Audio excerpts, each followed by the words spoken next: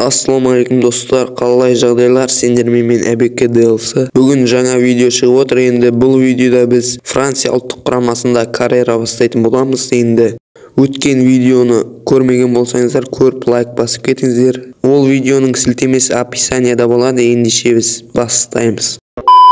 Енді бірінші бөлімде біз Мбаппе мен Пол Погбаны көтеретін боламыз. Енді негізі Мбаппе мен Дембелені көтеруге болатын еді, бірақ енді Пол Погба көк болып өткеннен кейін сатуға қимай бірге көтере бердім. Сонда да әдемі болды статистикасы. Мбаппе туралы айтатын болсақ, Мбаппе 2022 жылғы өткен әлем чемпионатында біраз шайқады. Финалдағы ойынын көрген боларсыздар. Әрине 2022 жылғы әлем чемпионатын жеңе алмағаны өте өкінішті, бірақ ода 2018 жылғы әлем чемпионаты бар. Енді не дейміз, Мбаппе өте керемет ойыншы, жылдамдығына сөз жоқ. Енді Пол Погба туралы айтатын болсақ, Погба өте мықты, өте керемет ойыншы. Бұны сөзбен айтып жеткізе алмаймыз.